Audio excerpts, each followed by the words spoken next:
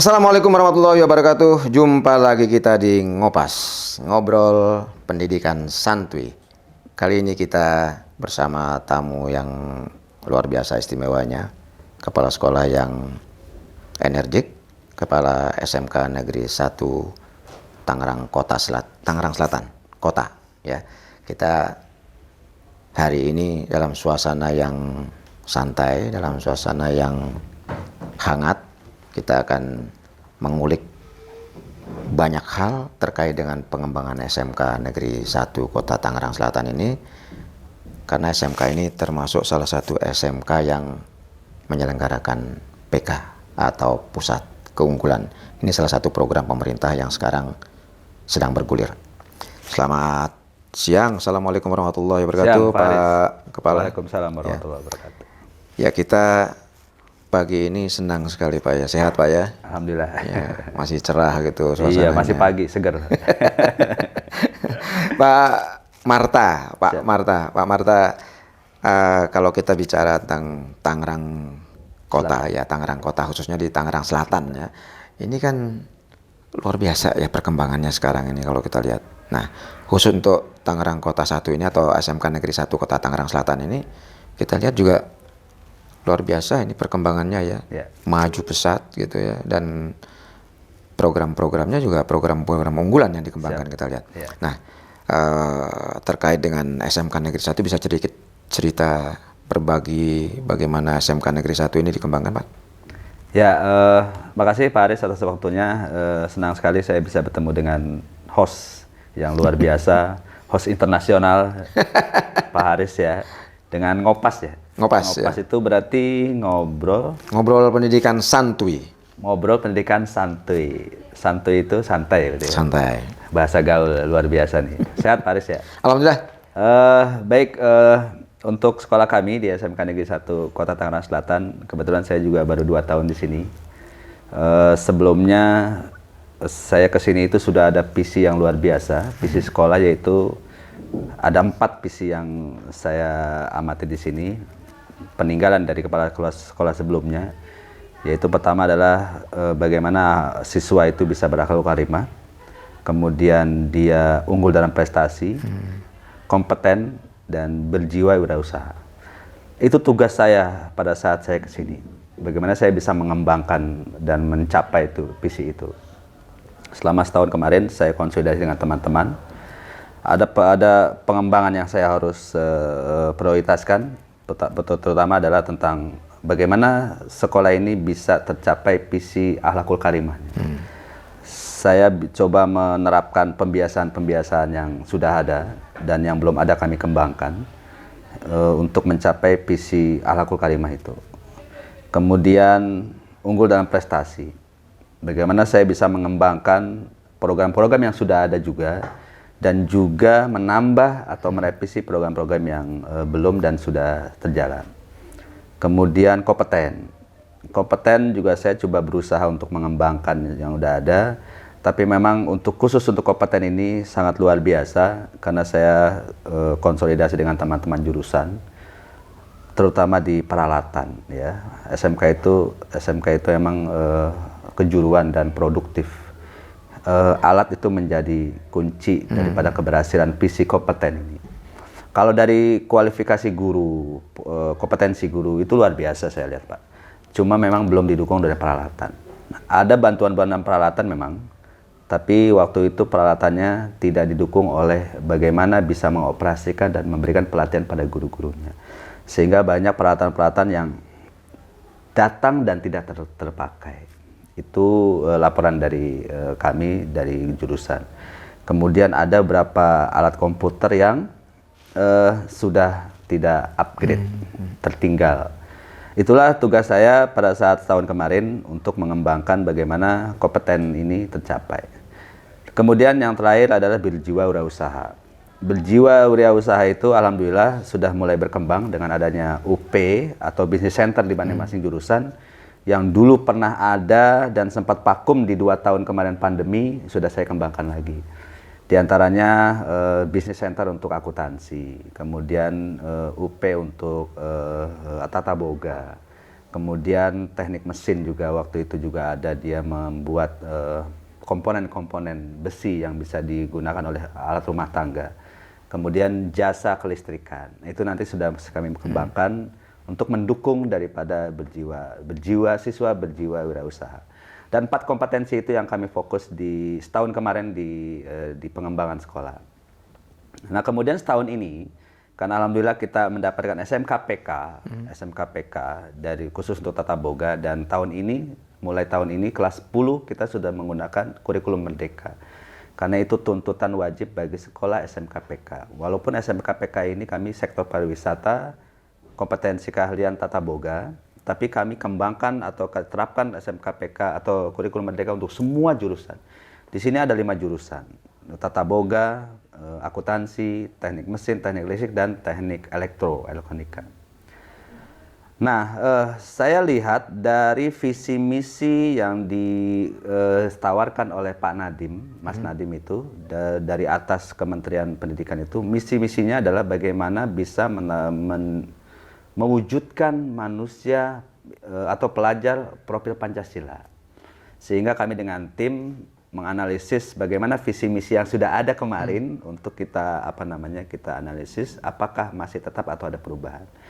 Dan khusus untuk setahun ke depan, untuk tahun pelajaran 2022-2023 untuk khusus kelas 10, kami sudah rancang visi dan misinya udah berubah dari 4 yang kemarin. Visi misi yang sekarang itu kami kucilkan dari 3. Pertama adalah bagaimana siswa bisa disiplin.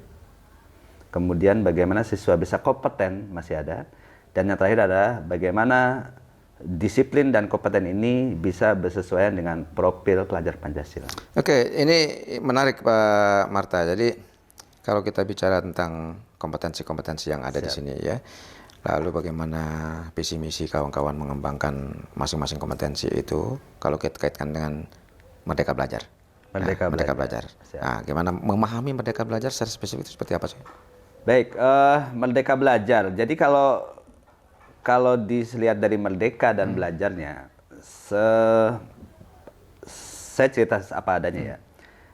Teman-teman di bawah sini, di guru-guru, di taraf rumput, guru-guru yang ada di sekolah secara umum, yang saya kecilkan dengan di SMK Negeri 1 lah, saya ambil sampel, dan itu semua menurut saya jadi general untuk semua. Merdeka Belajar ini program bagus sebenarnya Pak, cuma karena sosialisasinya kurang, atau mungkin ada beberapa guru yang tidak mau mengikuti perkembangan zaman. Jadi dia melihat bahwa Merdeka Belajar itu kita bebas gitu. Bebas kita, wah enak gitu kan. Ternyata nggak seperti itu kan. Bahwa filosofi daripada K. H. Dewantara yang diambil lagi ke sini sebenarnya padahal pada saat itu bagus. Tapi karena ada akulturasi dari kebudayaan luar dan zaman yang memang luar biasa, dan sudah titik kulminasinya balik lagi tuh akhirnya ke KHD, ke K. H. Dewantara. Itu menurut saya bagus. Merdeka Belajar itu artinya bukan merdeka sebebas-bebasnya, tapi bagaimana kita sebagai guru atau sekolah bagaimana bisa memfasilitasi, menuntun, memberikan arahan kepada potensi-potensi anak. Jadi nggak lagi anak itu bukan objek dia itu, bukan apa yang harus diberikan harus diikuti. Dulu tuh seperti itu. Dulu kurikulum, kurikulum yang ada dulu yang ditafsirkan oleh teman-teman guru itu adalah bagaimana kita bisa memberikan materi sebanyak-banyak kepada anak tanpa melihat kemampuan anak. Dulu tuh seperti itu, dan dorongannya kuat sekali Pak. Jadi SKL itu harus tercapai dan seterusnya. Sekarang merdekanya itu artinya kita sebagai guru atau sekolah bisa memberikan mana yang kemampuan anak yang bisa dicapai.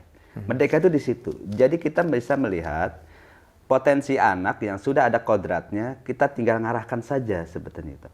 Nah itu luar biasa Pak. Itu luar biasa. Ini implementasinya di proses pembelajaran seperti apa Pak? Kemarin alhamdulillah kita sudah melaksanakan. Jadi kita samakan dulu tentang image atau istilah Merdeka Belajar itu seperti apa. Program sekolah yang sudah kami laksanakan adalah kemarin pelaksanaan IHT, pelatihan kurikulum merdeka, IKM, implementasi kurikulum merdeka. Disitulah kita menjatuhkan misi bahwa Merdeka Belajar itu seperti ini loh. Ada pola inklusif, pembelajaran inklusif, ada pola pembelajaran diferensiasi.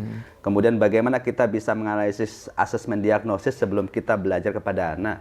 Jadi kita tahu dulu bahwa anak itu banyak macam-macamnya. Kita tahu macam-macam itu seperti apa. Ada basis datanya dari diagnosis itu. Setelah itu nanti baru ternyata saya kepada anak si A itu begini, kepada B itu begini. Bagaimana cara mencapai tujuannya itu dengan cara yang berbeda dari diagnosis itu.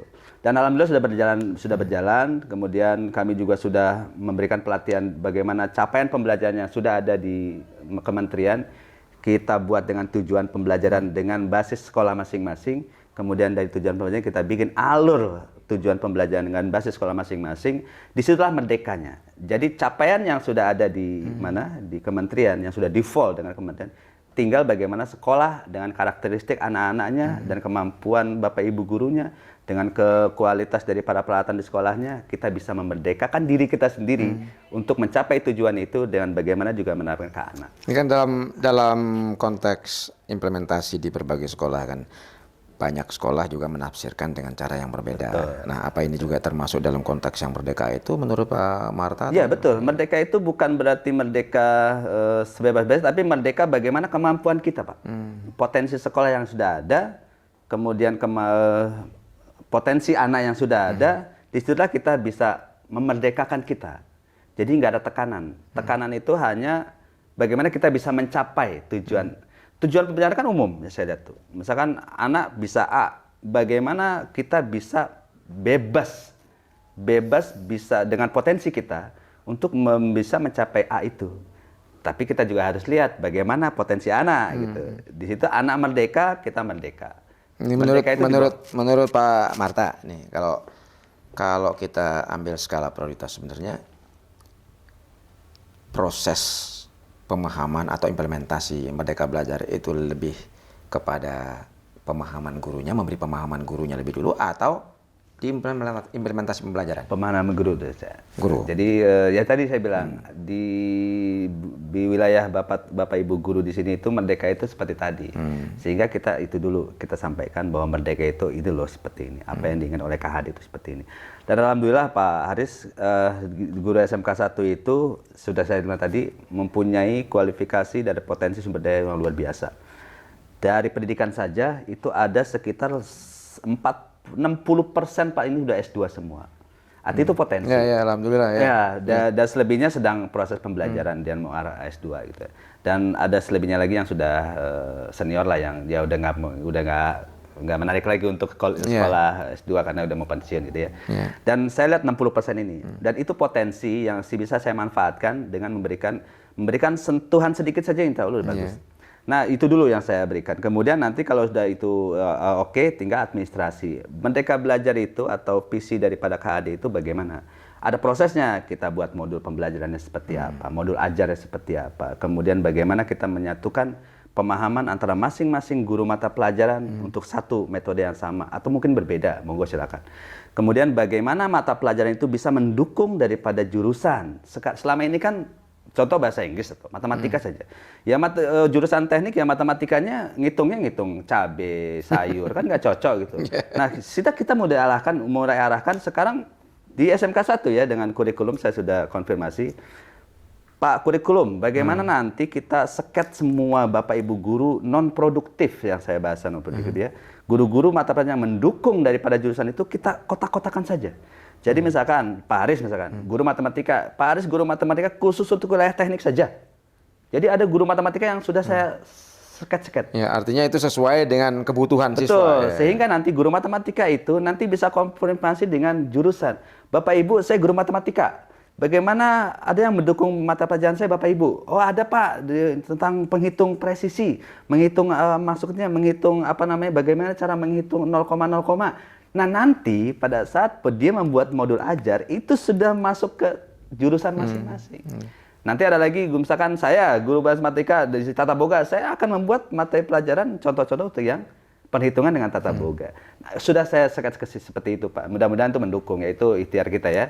Tapi dengan seperti itu mudah-mudahan bisa mendukung. Jadi semua mata pelajaran, karena ini kita SMK, Jadi Bapak Ibu nanti di semua mata pelajaran bisa mendukung dan mengarahkan kepada jurusan masing-masing.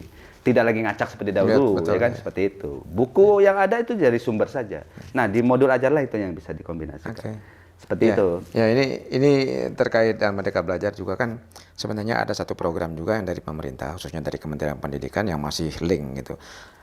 Apa itu? SMK atau sekolah menyenangkan. Sekolah menyenangkan. Ya, Oh itu bagaimana ya? Oke. Dari apa namanya kawan-kawan di sini khususnya Pak Marta sebagai kepala sekolah memahami Ya. sekolah menyenangkan itu. Jadi semua wali kelas yang sudah saya berikan tugas tambahan dan guru kepala program dan semua guru mata pelajaran dengan Merdeka Belajar itu kalau Bapak Ibu sudah menerapkan, mengimplementasikan kurikulum Merdeka dengan Merdeka Belajar yang sudah diberikan, apa itu Merdeka Belajar, maka Bapak Ibu tidak akan lagi ada paksaan kepada mereka.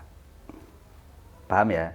Paksaan mereka. Jadi dulu kita itu memaksa anak untuk bisa A.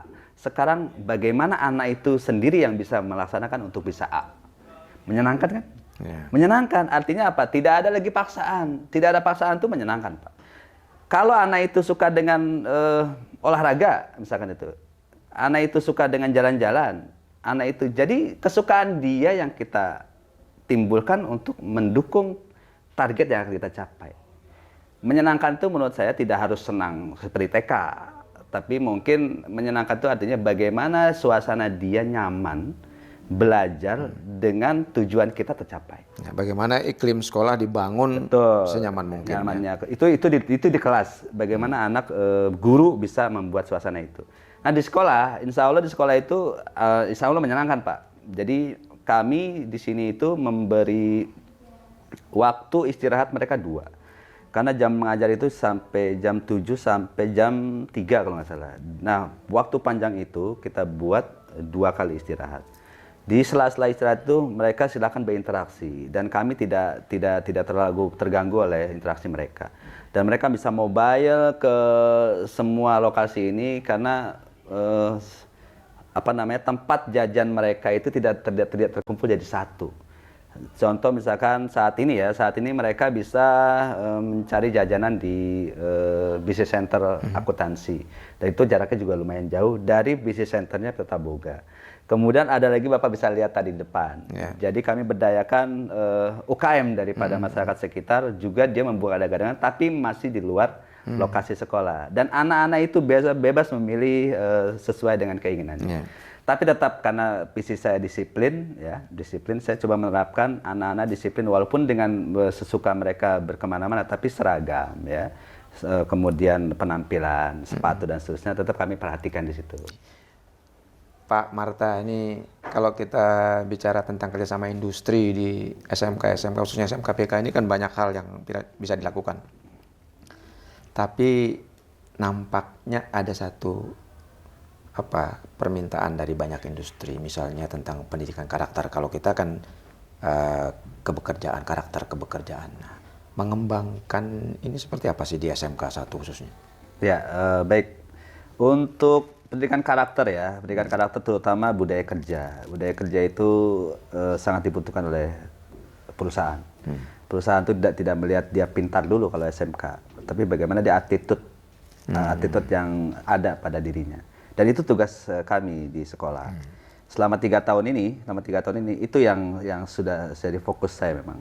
Karena kita sadar bahwa ini SMK, bukan SMA. SMK itu orientasinya dia bisa bekerja, bisa melanjutkan, atau dia bisa wirausaha. BMW ya. Kalau kata Pak Dr. Cuhendar dari Universitas Untirta, dia bukan BMW tapi BMK. Bekerja, wirausaha, kuliah. Karena kalau melanjutkan itu banyak. Melanjutkan itu bisa nikah, melanjutkan gitu kan. Melanjutkan ya. Nah, makanya dia bilang BMK. Ya. Melanjutkan hidupnya maksudnya. Melanjutkan hidupnya maksudnya gitu kan. Melanjutkan setelah dari sini ngapain gitu kan. Iya, itu iya, BMW. iya. Tapi makanya diubah ke BMK. Tapi saya fokus ke bagaimana anak bisa bekerja dan wirausaha.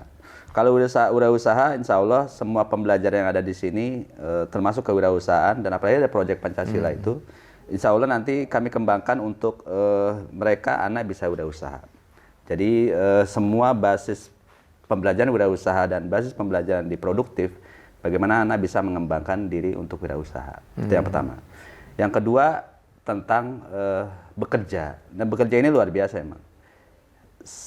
Laporan yang saya dapat dari Hubin dan Humas untuk wilayah sini, mohon maaf gitu ya, anak-anak kita lah secara umum di sini setahun kemarin itu saya lihat PKL-nya saja Pak, PKL-nya saja jauh saja dia nggak mau Pak, PKL.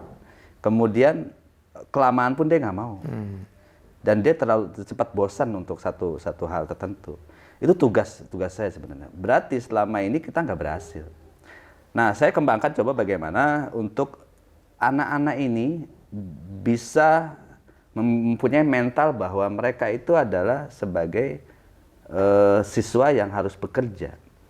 Pertama kali saya lakukan adalah memanggil orang tua, terutama untuk kelas 10 di awal tahun dan mungkin kelas 11 juga, dan kelas 12 yang mau PKL. Dari komite sekolah, kami berharap mengundang orang tua murid semua.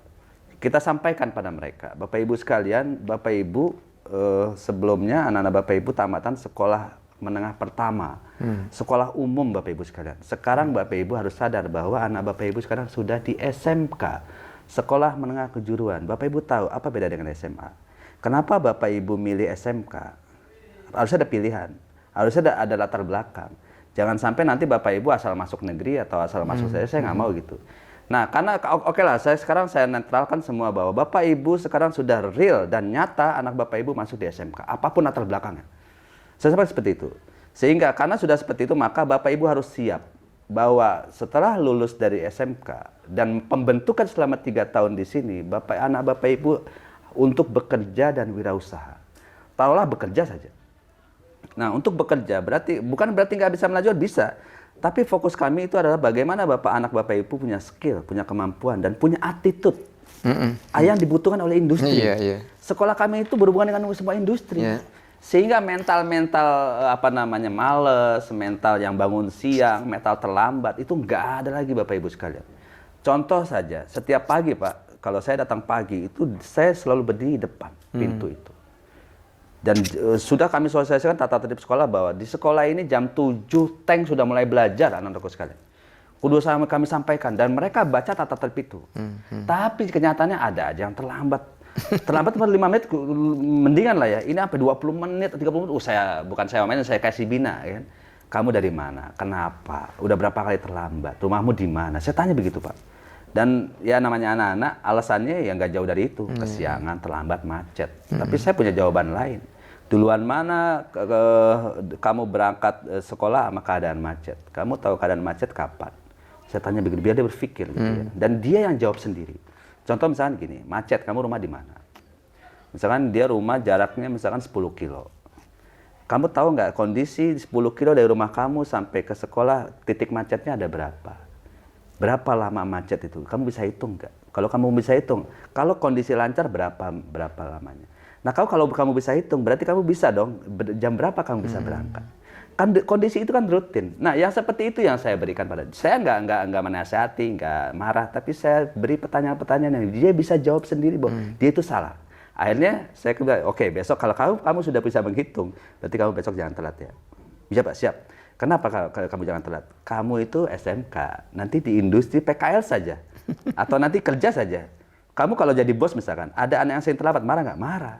Kalau di sekolah paling bapak nasihat dan begini, di perusahaan pecat kalau saya bilang gitu kan. Ya ini satu PR sebenarnya untuk semua SMK saya kira. Betul. Dan semua kawan-kawan yang mengelola SMK dan pendidikan vokasi, ini PR kita semua. Betul. PR para pengambil kebijakan juga, bagaimana merumuskan kebijakan yang tepat untuk SMK. Misalnya begini, kita ini kan ada aturan tenaga kerja, ya. Pada umur berapa mereka bisa bekerja, sementara anak-anak kita ini 18 tahun sudah selesai dan belum bisa masuk angkatan kerja. Nah, masih ada 1 tahun lagi yang dibutuhkan untuk bisa masuk dunia kerja. Apa strategi yang kawan-kawan pikirkan paling tidak di dalam mengatasi persoalan-persoalan ini? Karena kalau kita kemudian berpedoman kepada BPS, itu pasti akan dihitung sebagai pengangguran. ya. Iya.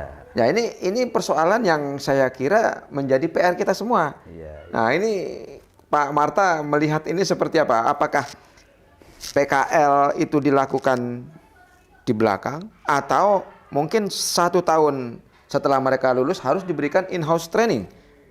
Kalau mungkin ini kalau pemerintah setuju ya, kalau pemerintah mau kita ingin memperbaiki situasi angkatan kerja kita, mungkin lulusan-lulusan SMK itu harus diberikan satu kesempatan untuk in-house training atau on the job training. Ya saya kira itu gimana Pak Marta? Ya saya setuju itu. Kalau itu harus berangkat dari atas. Kalau seperti itu ada, kami ikut Pak. Dan itu saya setuju tuh. Tapi kenyataannya kan enggak. Ya, ya. Kurikulum yang ada di kita itu ada yang 3 tahun, ada yang 4 tahun harus selesai. Betul. Dan di 3 tahun atau 4 tahun itu harus sudah ada materi atau kompetensi yang diberikan, kemudian ada PKL-nya juga. Bagaimana industri atau kerjasama sekolah dengan industri dengan praktek lapangan. Di 3 tahun itu juga. Ya kan? Artinya itu kan mengurangi semester yang ada. Gitu kan? Meskipun itu 70-30 ya. Meskipun 70-30 dan harus ada PKL Pak di di mana di SMK. Bukan hanya PKL, saya juga mempunyai program bahwa anak-anak ini harus didekatkan dengan industri. Dari sejak dini, dari kelas 10. Contoh program pertama kelas 10 itu ada OPL. OPL itu bagaimana anak-anak bisa berorientasi praktek kerja lapangan sebelum dia ke PKL. Di kelas 10. Kemudian nanti saya coba berusaha bagaimana memberikan memanggil guru terbang bahasa saya itu dengan guru industri yang bisa mengajar di mereka diundang ke sekolah. Diundang di sekolah dan dia bisa testimoni bagaimana perusahaan. Itu pembelajaran. Kalau di luar pembelajaran, kita memberikan seminar, Pak. Seminar budidaya kerja, seminar testimoni bagaimana teman-teman industri itu seperti apa. Itu SMK butuh sekali. Jadi saya coba mendekatkan anak-anak itu dengan industri sehingga pada saat dia selesai ke sekolah di sini dia sudah tahu industri. Meskipun memang usia dia belum masuk. Itu bukan wilayah kami. Kalau kami hanya menyelesaikan bahwa anak sudah selesai dan ini punya kompetensi, monggo silakan. Kalau pakai undang-undang usia, dia kan belum masuk kerja. Tapi kenyataannya apa ya? Kenyataan di lapangan. Mungkin dari Hubin sudah bisa memberikan data penelusuran. Sekitar 40 atau 30% mereka sudah kerja Pak kalau lulus dari sini. Itu usia berapa? Usia 18 kan? Salah siapa? Bukan salah kami dong. Betul. Kan tujuan mereka kan SMK harus bekerja. Itulah image itulah yang sekarang mereka dapatkan bahwa saya lulus dari sini itu bekerja. Usia sudah terabaikan ya, kuliah. Kenyataannya mereka diterima di pekerjaan. Apa itu melanggar? Saya nggak tahu. Itu urusan mereka. Urusan mereka. Tapi kalau mau kayak gitu, saya setuju. Setuju Pak, saya setuju. Bahkan di kurikulum Merdeka sekarang ini, PKL itu sudah bergeser ke semester terakhir. Bukan lagi semester, kalau saat ini kami menggunakan semester 4 atau semester 5. Sehingga nanti setelah PKL ke sini lagi. Artinya di kelas 12 ya? Kelas 12, kelas 11. Kelas 11, kelas 12. Bergeser kelas 12 kalau dia ada masalah gitu ya. Antara 4 dan 5. Itu kan artinya begitu semester 6 dia balik lagi belajar. Kalau anak sudah terorientasi di luar, kelemahannya ya, balik lagi ke sekolah itu udah beda Pak. Udah beda. Chemistry dia dengan sekolah keganggu hanya 6 bulan di industri, begitu banyak kembali ke sekolah dia sudah lagi bukan pelajar. Itu kelemahannya menurut saya.